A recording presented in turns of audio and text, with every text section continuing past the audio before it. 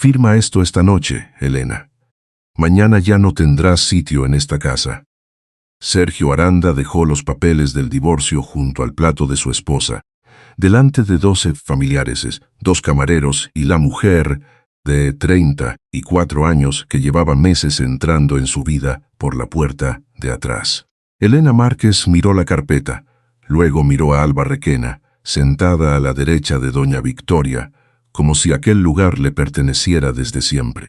18 años de matrimonio quedaron reducidos a una firma, una cena fría y una frase dicha sin temblor. Si tú estuvieras en esa mesa, con tu marido entregándote el divorcio delante de su amante y de toda su familia, ¿te levantarías en silencio o pedirías que todos escucharan la verdad? Suscríbete al canal y déjame en los comentarios qué habrías hecho tú, porque lo que Elena descubrió aquella noche no terminó en una simple traición. La cena se celebraba en la Villa Blanca de los Aranda, en Alboraya, por el cumpleaños número 74 de doña Victoria. Había langostinos de Denia, vino blanco de Utiel Requena y una tarta de almendra que nadie llegó a probar.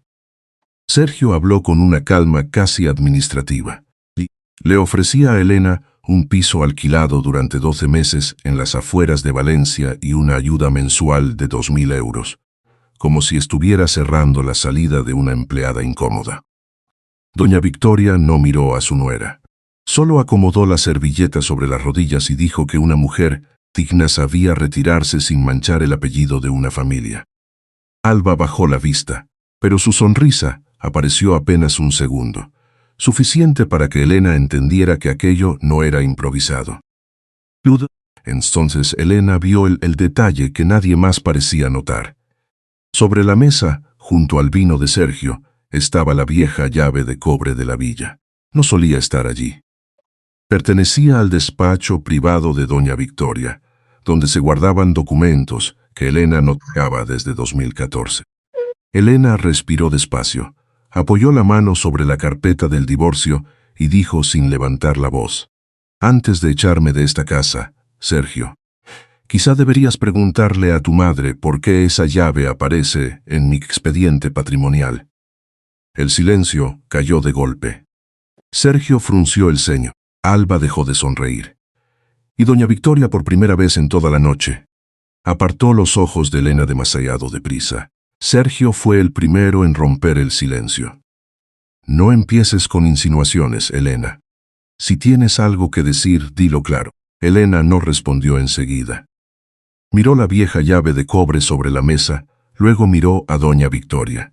La suegra tenía las manos quietas, demasiado quietas, apoyadas junto al plato. Durante 18 años Elena había aprendido a leer esos detalles. Cuando doña Victoria se sentía segura, tocaba sus perlas. Cuando tenía miedo, dejaba de moverse. Alba intentó sonreír otra vez. Quizá Elena está nerviosa. Una separación siempre es difícil. Esa frase, dicha con suavidad, dolió más que un insulto. No porque fuera verdad, sino porque sonaba preparada. Elena abrió el bolso despacio y sacó el móvil. No buscó fotos, ni mensajes, ni pruebas de la infidelidad. Buscó un contacto guardado desde hacía años con un nombre sencillo: Clara Beltrán. Sergio soltó una risa breve. «¿Vas a llamar a una amiga para que venga a recogerte?» «No», dijo Elena sin levantar la voz. «Voy a llamar a mi abogada». La palabra abogada cambió la temperatura de la sala. Uno de los camareros, que estaba retirando una fuente de langostinos, se quedó inmóvil un segundo antes de seguir caminando hacia la cocina. Doña Victoria cerró los ojos apenas un instante. Alba bajó la copa, sin beber. Clara contestó al tercer tono: «Elena, dime». Elena activó el altavoz y dejó el teléfono junto a la carpeta del divorcio. «Clara, perdona la hora. Sergio acaba de pedirme que firme el divorcio esta noche y que abandone la villa de Alboraya. ¿Puedes confirmar si la vivienda y el restaurante original de la Malvarrosa siguen vinculados al acuerdo patrimonial de 2014? Sergio frunció el ceño. ¿Qué acuerdo? La voz de Clara llegó clara, profesional, sin sorpresa. Sí, el acuerdo sigue vigente. Consta un aporte privado de 620.000 euros realizado por Elena Márquez para la reestructuración de Sabores Aranda, S.L. Ese aporte quedó protegido mediante garantías vinculadas a la villa de Alboraya, al restaurante original y a determinadas participaciones de la sociedad. Nadie habló. Elena miró a Sergio. Por primera vez aquella noche, él no parecía enfadado, parecía perdido. «Eso no puede ser», murmuró. «Mi familia salvó la empresa». Doña Victoria abrió los ojos. «Sergio, no es momento», pero ya era tarde. La frase de su madre había confirmado más de lo que pretendía ocultar. Elena tomó la llave de cobre con 2 dedos y la puso encima de la carpeta del divorcio. «Durante 10 años me llamasteis afortunada por vivir aquí. Tal vez esta noche deberíamos recordar quién evitó que esta casa se quedara a oscuras». Entonces Clara añadió algo que Elena no esperaba. «Hay otro documento asociado a ese expediente. Un anexo firmado el 18 de noviembre de 2014. Elena se quedó inmóvil. Ese día, ella estaba en Zaragoza enterrando a su madre. La fecha cayó sobre Elena como una piedra pequeña, pero exacta. 18 de noviembre de 2014. No necesitó mirar ninguna agenda. Ese día lo llevaba escrito en un lugar más hondo que la memoria. A las 10 de la mañana había salido de Valencia en un AVE hacia Zaragoza, con un vestido negro doblado dentro de una maleta pequeña y el teléfono apagado casi todo el trayecto. Su madre iba a ser enterrada aquella tarde, por eso no respondió de inmediato a Clara. Tampoco miró a Sergio. Solo apartó la mano de la carpeta del divorcio y sostuvo la llave de cobre como si pesara más de lo normal. La historia de 2014 no empezó con una firma, sino con una llamada a las 2:20 de la madrugada. Don Julián, el padre de Sergio, la llamó desde el despacho del restaurante de la Malvarrosa. Tenía la voz rota y el ruido de las neveras industriales detrás. Le dijo que el banco ya no esperaría más, que la deuda superaba el 1.800.000 euros y que si no aparecía una garantía antes del viernes, el primer restaurante de la familia Aranda podía cerrar para siempre. Elena recordaba el olor de aquella cocina al llegar al amanecer. Aceite limpio, café recalentado y miedo. Los camareros hablaban en voz baja. Mateo Ibáñez, el encargado de toda la vida, estaba sentado junto a la barra con los ojos rojos. Don Julián le mostró las cartas del banco y una carpeta llena de facturas retrasadas. Sergio estaba en Madrid, intentando convencer a unos inversores que nunca llegaron. Doña Victoria, en cambio, solo repetía que aquello no podía saberse fuera de casa. Elena tenía entonces 39 años. Había vendido hacía poco el piso que su madre le dejó en Zaragoza. Con esos 620.000 euros, pensaba abrir una cafetería-librería cerca de la Plaza de la Reina, un sitio pequeño, con mesas de madera, estanterías claras y café servido sin prisas. Era su sueño más íntimo, el único que no dependía del apellido Aranda. Pero aquella mañana vio a don Julián llorar sin hacer ruido delante de la puerta de la cámara frigorífica. Vio a Mateo contar las nóminas pendientes con una calculadora vieja y pensó que una familia también se salvaba en los días en que nadie estaba mirando. Elena transfirió el dinero 2 días después. Pidió que todo quedara por escrito, no por desconfianza, sino porque su padre siempre le había dicho que el amor no debía borrar los papeles.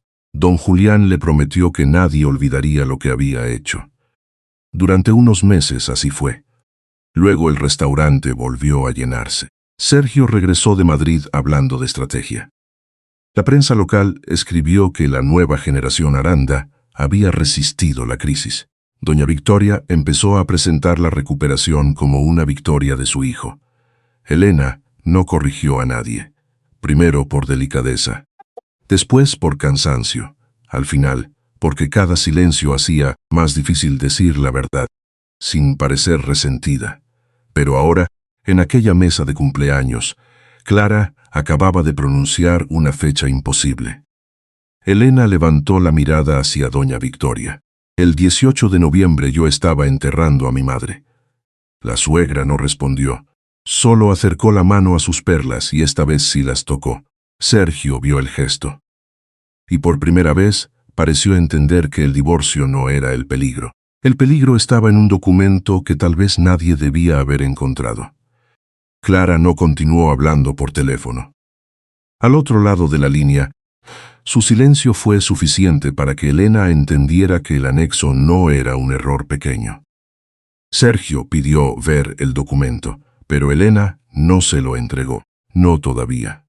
Había aprendido demasiado tarde que en aquella familia todo lo que caía en manos de doña Victoria cambiaba de forma antes de llegar a la verdad. La cena terminó sin postre. Los familiares se levantaron despacio, evitando mirarla, como si Elena fuera una grieta abierta en medio del mármol. Alba fue la última en apartarse de la mesa.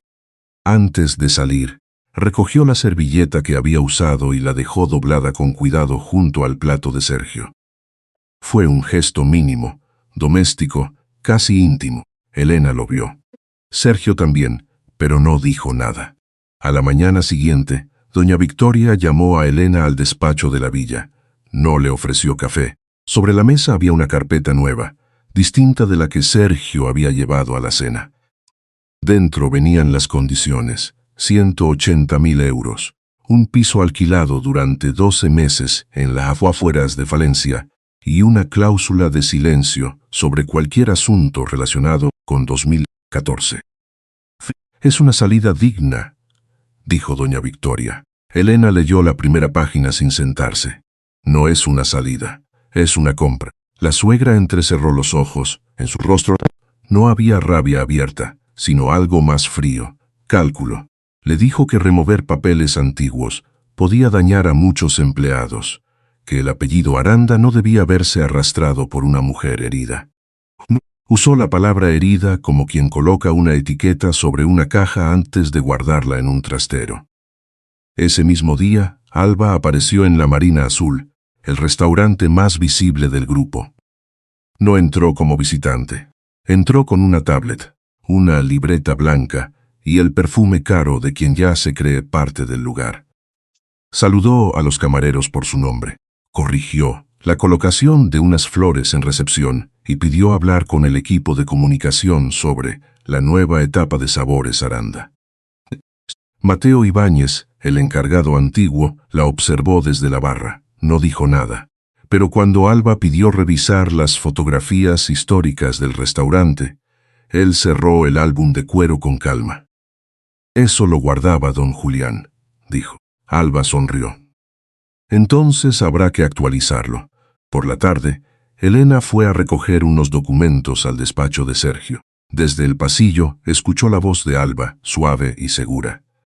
Hablaba de una campaña discreta para presentar a Sergio como un hombre que había tomado decisiones difíciles por estabilidad familiar. También mencionó que Elena podía estar pasando por un momento emocional delicado. De Lupar, Sergio no la corrigió. Ese silencio fue la segunda firma de aquella traición. Elena no entró. Volvió sobre sus pasos, con una calma que le dolía en el pecho. En el móvil tenía un mensaje de Clara. «Necesito que busques cualquier comprobante de Zaragoza del 18 de noviembre de 2014. Billetes, hotel, funeraria, todo». Antes de responder, Elena recibió otro mensaje. Esta vez era de Mateo. «Doña Elena, encontré el cuaderno antiguo de don Julián, y hay algo escrito sobre usted que quizá quieran borrar». Elena no volvió al despacho de Sergio aquella tarde. Salió de la Marina Azul por la puerta lateral, la misma por donde entraban los proveedores de pescado antes de las 7 de la mañana. El aire de Valencia olía a sal y a gasóleo, y por primera vez en muchos años, ese olor le pareció más honesto que el perfume caro de la villa. Mateo la esperaba al día siguiente en una cafetería pequeña, cerca del mercado de Colón.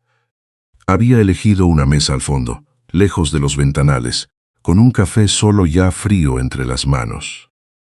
A sus 63 años, seguía llevando la chaqueta azul marino del restaurante, aunque ese día no estaba de servicio. Cuando Elena se acercó, él se levantó por respeto.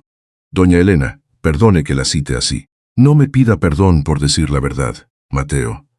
Él bajó la mirada. Sobre la silla de al lado tenía una bolsa de tela gris. La abrió con cuidado y sacó un cuaderno de tapas marrones, gastado en las esquinas, con una goma negra sujetando las páginas.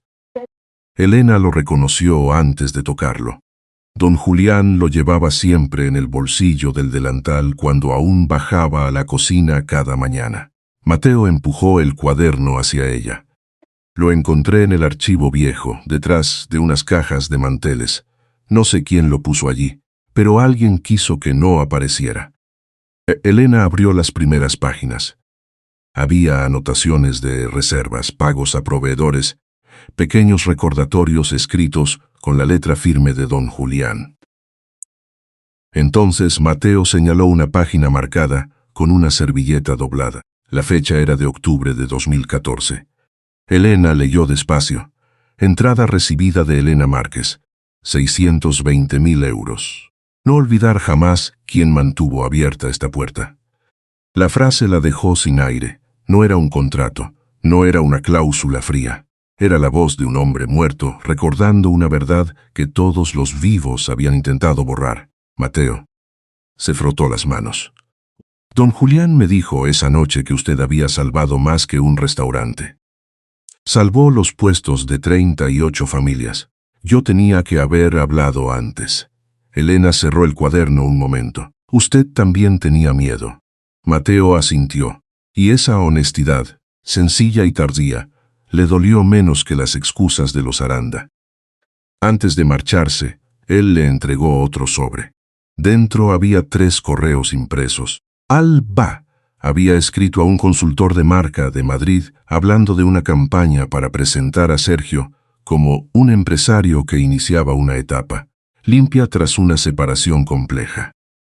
En otro correo preguntaba cómo suavizar la salida pública de Elena sin dañar la reputación de Sabores Aranda S. Elena, no sintió celos, sintió frío. Alba no estaba improvisando una aventura, estaba construyendo un reemplazo. Esa misma tarde, en su piso de Valencia, Elena extendió sobre la mesa el cuaderno, los correos y los primeros comprobantes que Clara le había pedido. El billete de AVE a Zaragoza, la factura del hotel y el documento de la funeraria de su madre. Todo apuntaba a una sola dirección. Clara llegó a las 8, con una carpeta negra y el rostro serio. Revisó los papeles sin interrumpirla.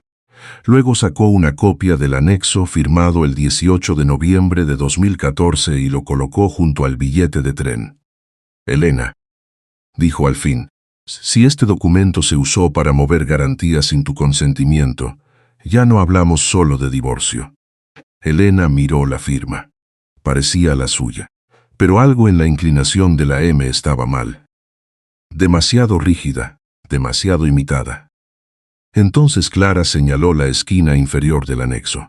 Había una segunda rúbrica casi invisible, como testigo interno, y el nombre escrito debajo era Victoria Aranda. El nombre de Victoria Aranda en aquel anexo dejó a Elena despierta casi toda la noche. No lloró, revisó papeles. Abrió una caja de cartón que llevaba años cerrada en el armario del pasillo y sacó todo lo que Clara le había pedido. El billete de AVE a Zaragoza, la factura del hotel, el recibo de la funeraria, una fotografía pequeña de su madre sobre el ataúd y el justificante del taxi que la llevó del Melorredo cementerio a la estación. A las 9 de la mañana, Elena llegó al despacho de Clara Beltrán, cerca de la plaza del Ayuntamiento de Valencia. Llevaba una carpeta azul bajo el brazo y la cara de quien había dormido poco, pero ya no caminaba como una mujer acorralada. Clara la recibió sin rodeos. Sobre la mesa había 3 bloques de documentos. El aporte de 620.000 euros, el acuerdo patrimonial de 2014 y la copia del anexo con la firma dudosa. Sergio llegó 20 minutos después con el abogado de la familia, un hombre de traje gris que saludó a Elena como si nada íntimo se estuviera rompiendo allí. Doña Victoria apareció detrás, sin haber sido invitada, con un abrigo color marfil y el bolso apretado contra el cuerpo. «Esto es un asunto familiar», dijo antes de sentarse. Clara levantó la vista. «No, desde que hay un posible uso indebido de la firma de mi clienta, es un asunto jurídico». Sergio miró a su madre, esperando una explicación. Doña Victoria no se la dio. Se limitó a decir que en 2014 todos estaban bajo mucha presión y que Elena podía estar confundida. Fue una frase pulida, casi amable, pero el efecto fue el contrario. Sergio bajó los ojos hacia el anexo y por primera vez pareció dudar no de Elena, sino de su propia casa. Clara colocó junto al documento el billete de tren y el certificado de la funeraria. Elena estaba en Zaragoza el día 18 de noviembre. No pudo firmar este anexo en Valencia.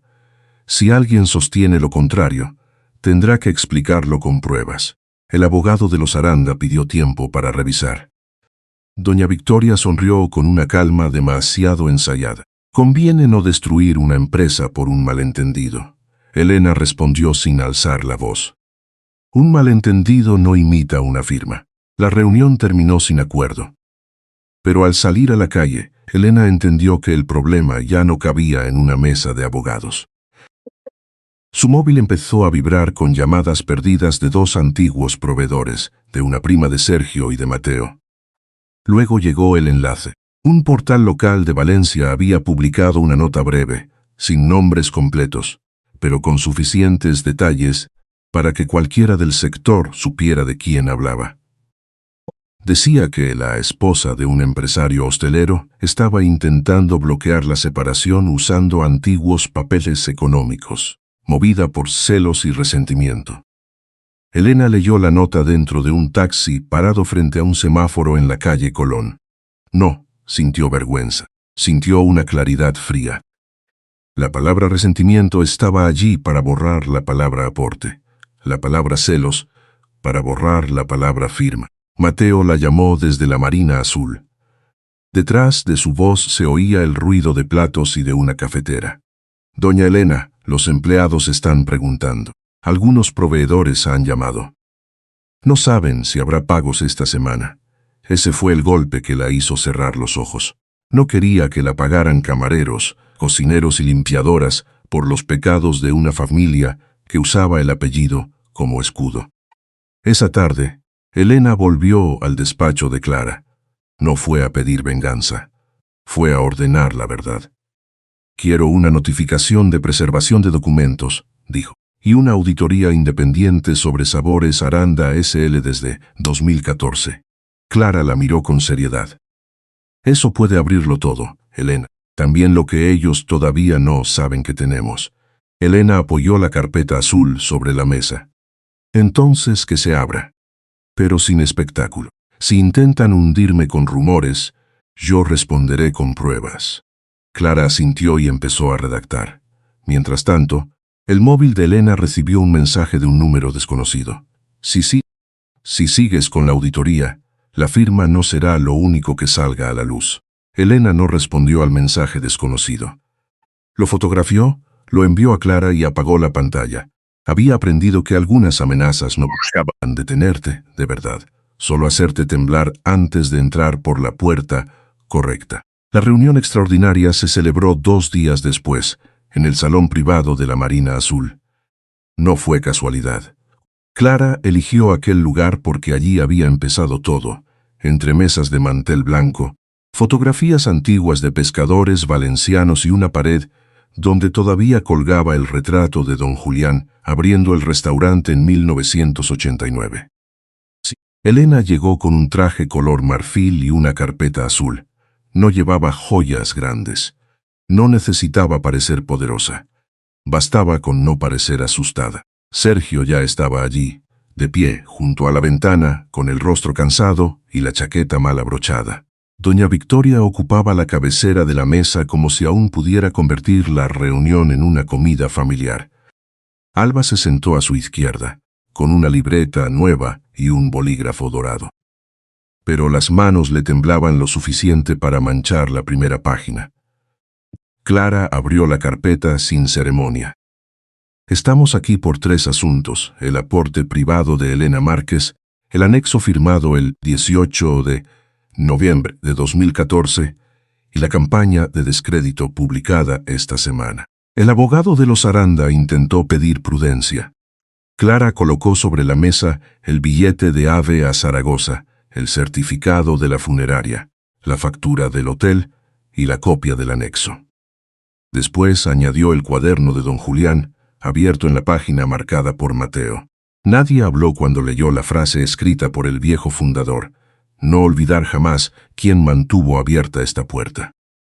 Mateo, sentado al fondo, bajó la cabeza. Algunos empleados de confianza, llamados como testigos internos, miraron a Elena con una mezcla de culpa y alivio. Durante años habían sabido fragmentos, pero nadie había tenido la fuerza de juntarlos. Clara continuó con el informe preliminar de grafología. No era una sentencia judicial, pero sí suficiente para abrir una investigación formal. La firma del anexo imitaba la de Elena, aunque presentaba diferencias claras en la inclinación, la presión del trazo y la forma de la M. Sergio miró a su madre. «Dime que no sabías nada». Doña Victoria no contestó de inmediato. Ese retraso fue peor que una confesión. Luego dijo que en 2014 todos hicieron lo necesario para salvar el apellido Aranda. Elena la miró sin odio. «No, doña Victoria, ustedes hicieron lo necesario para salvar su versión de la historia». Alba intentó levantarse. «Yo no tengo nada que ver con documentos de 2014. Clara colocó entonces 3 correos impresos delante de ella. En uno, Alba hablaba de presentar a Sergio como un empresario que iniciaba una etapa limpia. En otro, preguntaba cómo neutralizar la imagen pública de Elena sin parecer agresiva. El tercero era más breve, enviado a doña Victoria a las 23:46 del día anterior a la nota del portal local. Alba había escrito: «Si la hacemos parecer resentida, nadie mirará los papeles». El silencio cambió de peso. Doña Victoria cerró los dedos sobre el borde de la mesa. Alba se quedó pálida, y en un gesto torpe quiso salvarse. «Fue ella quien me dijo qué palabras usar. Yo solo intentaba proteger a Sergio». Sergio se giró hacia Alba como si acabara de reconocer a una desconocida. Después miró a su madre. Durante años, Elena lo había visto obedecer aquella mirada. Esa mañana, por primera vez, no bajó la cabeza. «Mi madre queda apartada de cualquier decisión de Sabores Aranda hasta que termine la auditoría», dijo, «y la empresa emitirá hoy una rectificación pública. Con mi nombre». Doña Victoria se levantó. «Vas a elegirla a ella contra tu familia». Sergio tragó saliva. «No, voy a elegir la verdad contra lo que nos enseñaste a llamar familia». Elena no sonrió. La justicia no siempre llega como alegría. A veces llega como una silla vacía en la cabecera de una mesa. Clara deslizó entonces el último documento hacia Elena, la cláusula de protección patrimonial. Si la firmaba, podía suspender decisiones estratégicas, bloquear movimientos de activos y condicionar el uso de la villa de Alboraya durante la investigación. Elena tomó la pluma. Y por primera vez, todos esperaron su decisión. Elena firmó la cláusula, pero no lo hizo para echar a nadie de la villa de Alboraya. Clara le explicó que podía bloquear la residencia, suspender decisiones del grupo y obligar a los Aranda a pedir autorización hasta para mover determinados activos. Durante unos segundos, todos esperaron que ella devolviera la humillación recibida en aquella cena. Pero Elena dejó la pluma sobre la mesa y dijo que la villa seguiría ocupada mientras se respetara la auditoría, se retirara la nota difamatoria y ninguna comunicación volviera a tocar su nombre sin revisión legal. No quiso convertir una casa en un arma. Ya sabía demasiado bien lo que dolía que usaran un hogar para humillar. La rectificación salió esa misma tarde. Sergio reconoció públicamente que Elena Márquez había sido decisiva para salvar el primer restaurante de la familia y que las insinuaciones sobre ella eran falsas. No mencionó a Alba, pero en Valencia todos entendieron el silencio. A la semana siguiente, Alba dejó Sabores Aranda S.L., sin despedida elegante. Doña Victoria perdió cualquier cargo interno, y por primera vez su firma dejó de abrir puertas. 5 semanas después, Elena firmó el divorcio en el despacho de Clara, frente a una ventana que daba a los jardines del Turia. No tembló. Al escribir Elena Márquez, sintió que recuperaba algo que nunca debió entregar. Su nombre sin permiso de nadie. Sergio le llevó el informe final de la auditoría meses después, a su pequeño café-librería cerca de la Malvarrosa. No pidió volver. Solo dejó la carpeta sobre una mesa de madera clara y dijo que esta vez su nombre estaba escrito donde debía. Elena miró el mar por la ventana. El café olía a pan tostado, libros viejos y mañana tranquila. No sonrió como quien vence a otros. Sonrió como quien por fin vuelve a habitar su propia vida. Esa tarde cerró el local despacio. Bajó la persiana azul y caminó hacia la playa con las llaves en la mano. Ya no eran las llaves de una casa que la había hecho pequeña. Eran las llaves de una puerta que ella misma había elegido abrir. A veces una traición no empieza el día en que alguien firma un divorcio. Empieza mucho antes, cuando una persona empieza a aceptar silencios que la borran, gestos que la empequeñecen y favores que después otros llaman obligación. Elena no perdió solo un matrimonio, perdió la ilusión de que amar bastaba para estar protegida. Pero su fuerza no estuvo en gritar más alto que los demás. Estuvo en mirar los papeles, recordar su historia y no permitir que el dolor la convirtiera en una copia de quienes la hirieron.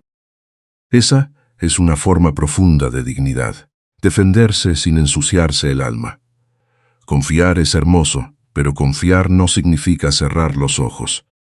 En una familia, en un negocio o en un matrimonio, el amor verdadero no necesita borrar nombres, esconder documentos ni pedir silencio a cambio de pertenencia. La justicia de Elena no fue destruir la casa de los Aranda.